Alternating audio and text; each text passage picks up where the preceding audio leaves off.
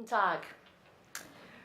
Chris and I had been married for 18 years when he started going through the dementia diagnosis process. We'd self-diagnosed his symptoms, his scattiness, for those of you from Britain, his Victor Meldrew awkwardness, his irritability, as either a midlife crisis or his emphysema, because Chris also has another comorbidity, emphysema, which you can't see either. We self-diagnosed that as a lack of oxygen to the brain, and that would explain all his difficulties. It wasn't. It was dementia. And for 2 years, I had a knot in my stomach, and it was a knot of fear. After 13 months of going through the process, when the process was complete, we went home, and we started our journey. When a diagnosis is given, it's given to the whole family. As Chris's symptoms had been noticed by all of us, and had affected and impacted all of us, so too did the diagnosis. This wasn't something that Mummy and Daddy will deal with, will fix, and then all will go back to normal. It was a whole shift in mindset, a change in the whole family dynamic. We all became carers, supporters of my husband, their father.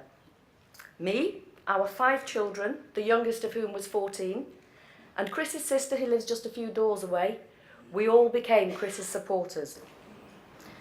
Now, when someone is ill, we wrap them in cotton wool, we put them to bed, and we feed them, metaphorically, chicken soup until they get better, and then everything will go back to normal. And that's what we did. I tried to make things better because that was my job. I took over doing most things for Chris. If he had a difficulty, I took over that task. And in doing so, I disabled Chris far more than the dementia was doing. Instead of finding out what the real problem was, what was the difficulty, we ticked off on that metaphorical list another thing that had been lost. And another load was placed on my shoulders. Until one day I was boiling some water. I needed the boiling water. And I asked Chris to fetch it for me, and he couldn't do it. I asked him why not. And we worked out that it wasn't the boiling of the water, it was opening the lid of the kettle. That was what was disabling Chris. So we went out and we bought a push-button kettle. So you press the button, the lid opens. That re-abled Chris. So instead of me taking over and disabling him, we found what we call a cognitive bridge to overcome exactly what that difficulty was. And that's exactly how we've continued.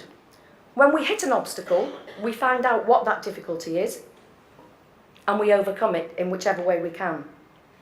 And that is how we beat dementia. By overcoming the hurdles that it puts in our place and tries to trip us up with, we won't let it win. But it's not easy. We still have a mortgage. Chris was diagnosed at 50 years old. We still have a mortgage. We have a house to run, our children's university fees. But we are very lucky. We're in a very good position to be in a bad position because we're self-employed. And I have taken over the running of the business. So our income has remained the same, but it does have a financial impact. We now have to pay workmen to do the work that Chris used to do. Although, thanks to dementia, I've learned to change a new lock. I've been upskilled. But this doesn't make Chris feel any better or good about himself. In fact, the word that he used was useless. Now, it doesn't happen overnight, but as Chris has become less able, we, the family, his supporters, have seamlessly glided in and taken on the responsibility of whatever task dementia has precluded him from doing. And it takes its toll. Our daughter, the 14-year-old, she had to learn not to answer back. Come on, she's a teenager, it's part of her job description to answer back. But she has decided not to go to university, to stay at home and to support us, Chris and myself, whilst working locally to where we live. Now that is a decision which is affecting the rest of her life. One of our sons has not been able to handle the diagnosis. He really can't deal with it. He can't face up to what it means, what it may mean.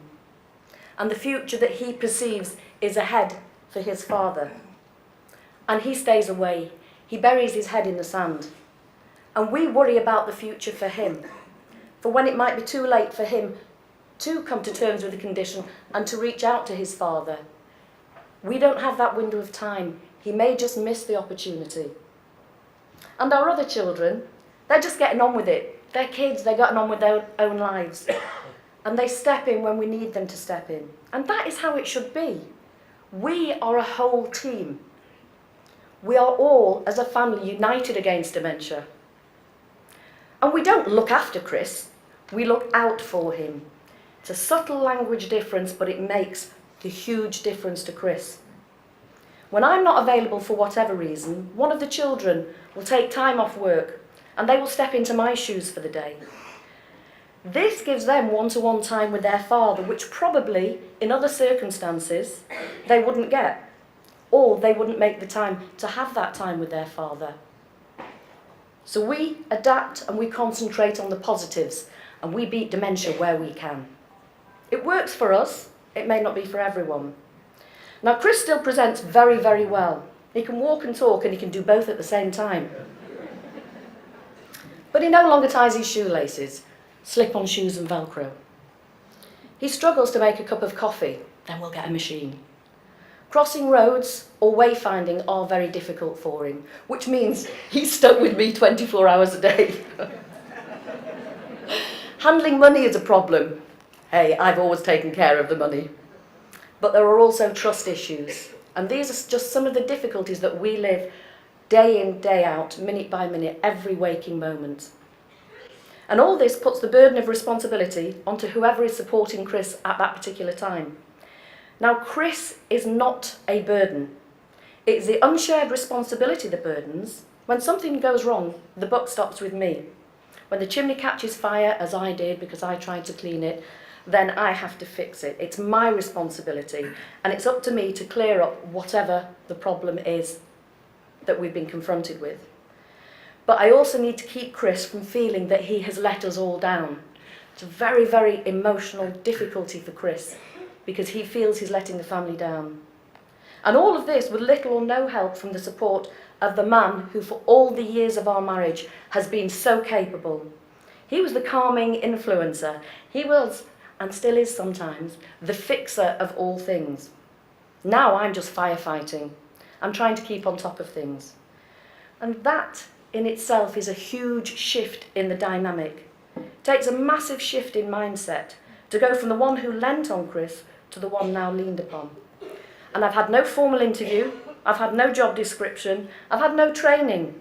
We, as partners, as supporters, are thrown straight into the role, ready or not. And we have to learn quickly, or else we go down just as hard with dementia. But it is what it is, we get on with it, and we do the best that we can, because that's all that we can do. And I'm told what a great job I'm doing. A job I didn't apply for, a job I am woefully underqualified for, unskilled for, and I certainly wouldn't employ me for this job. And you all tell me what a wonderful job I'm doing, when all I want to do is run away. But we run away together in our motorhome, but that's for a different story. So dementia, more than any other disease I know, is very, very much about all of us. Exactly as Alexander Kurtz said last night. It's about all of us. It's about the person with the diagnosis. It's about the family, the professionals. It's about everybody. As Chris so often says, there should be nothing about us without all of us. We're all in it together. So care or cure.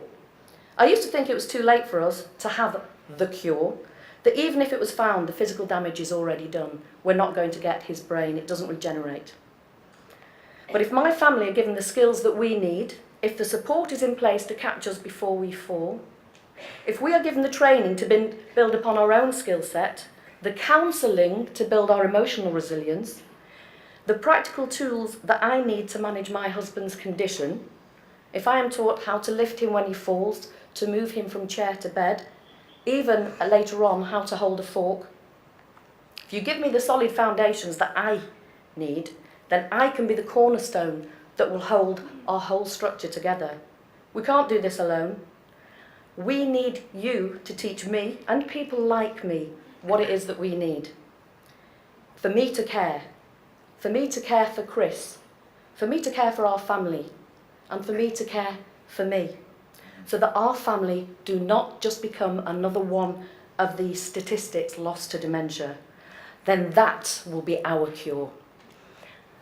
Now, the man who I want to spend the rest of my life with, Chris Roberts.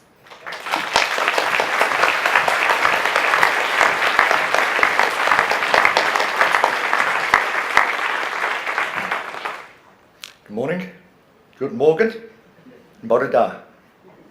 My name is Chris Roberts. I'm 56, 5 children and 2 grandchildren.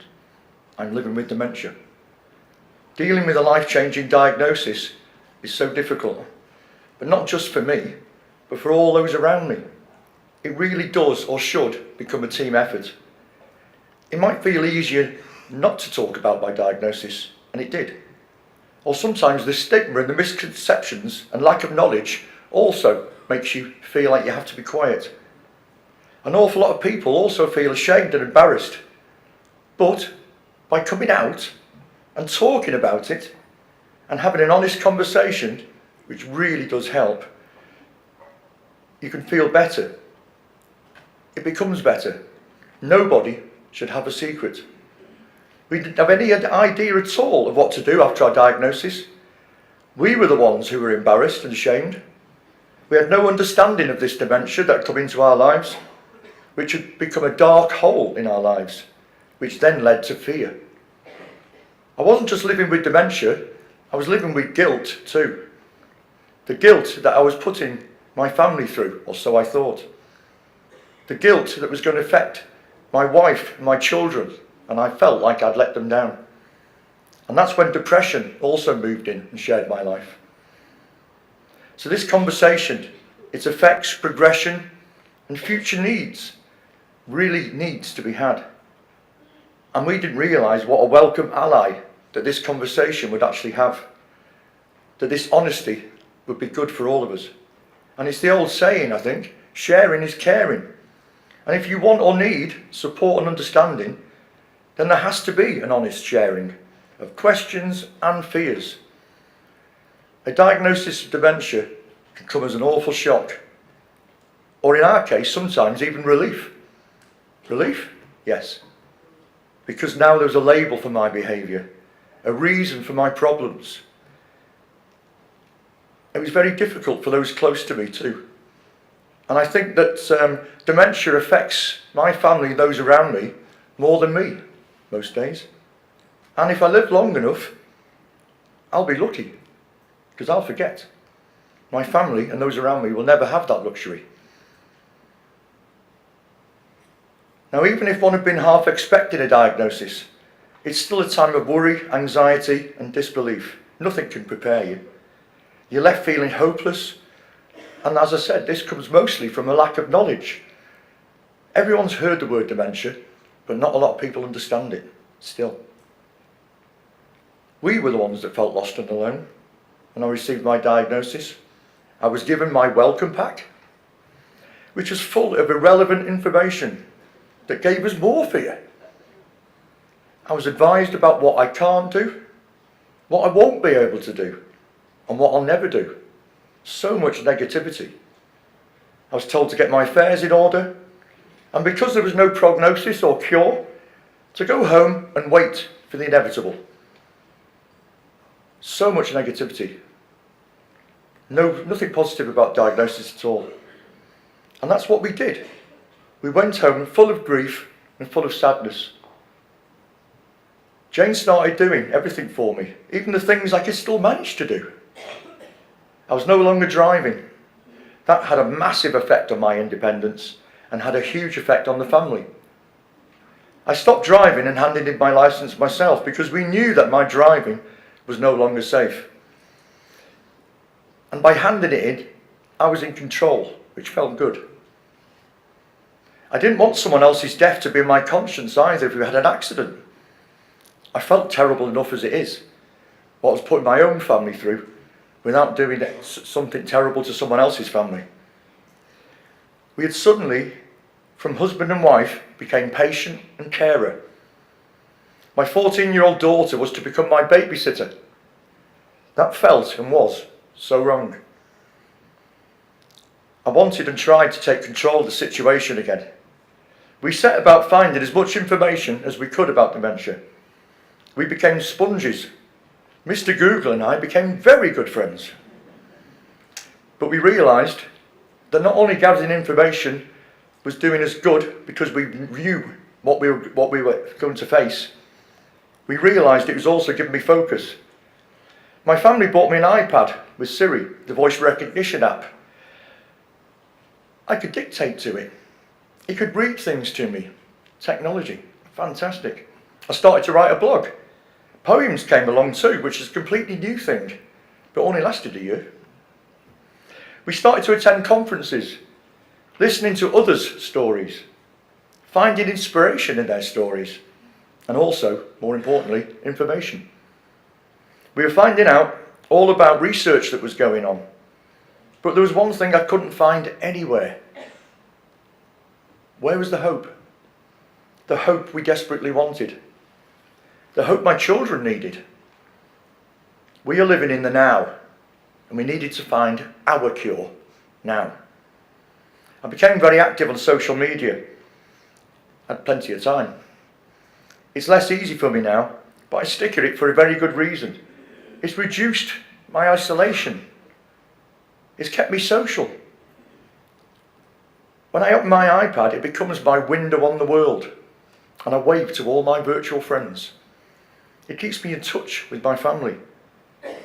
I was now feeling more of the part of the community again, which sadly you do feel isolated.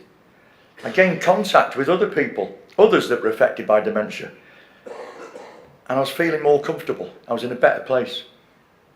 From this, I began attending more conferences, speaking at conferences, and more importantly, asking questions, and there was people there that could answer. We now sit on several different committees and groups, from government right down to local group that we started ourselves. I had a new life, and that's what you've got to do. Look forward, not backwards. Concentrate on what you can do, not what you can't. Someone else will do that. This new life was starting to be quite good, quite comfortable, and we did it together because we're a team. And I wasn't finished and redundant. I had value again. And I say we because with me you get another one for free, Jane, who is now not just my wife, but my PA, logistics manager, travel agent and chauffeur, and apparently my carer. By the very nature of living with dementia, I couldn't do any of this on my own. Jane is my rock, my cognitive bridge, my link to normal life. And she's there, as she said, to look out for me, just as I used to look out for her. We've travelled to Japan, Australia, Germany, doing this work, and it's given me confidence. It's given me a sense of worth. And it's great to think that my contributions might change something if it's only that big. It's made a real difference to everybody. And we found out that there's very different views of services out there, and by us adding and giving our opinion really does make a difference. This has been my cure for dementia. Getting out, learning about my condition, meeting people and holding others to account. Building up a network of like-minded people, real people, not just on social media. And that has also helped our family. It's been our cure. If everyone's happy, we're all happy. They haven't seen that Dad isn't just sitting on a sofa like we thought was going to happen and waiting to die from an illness that might not even kill him. My emphysema is more likely to do that. We picked ourselves up and supported each other and became a complete team again. But I was very depressed that Kate, my youngest daughter, as we heard before, had chosen not to go to university. My illness had caused her to change her plans. But now that we've seen everything as a family, we can do this, life will go on. And she's once again looking at going to university to do nursing. And I wonder which discipline she'll go into. We've decided that we are not going to be a patient and a carer. We're going to stick at being what we know best, a husband and wife. My name is Chris Roberts. I'm 56 with 5 children. I'm still me. I'm living with dementia, not dying from it. and so is my family. I have dementia, but it doesn't have me yet. Thank you.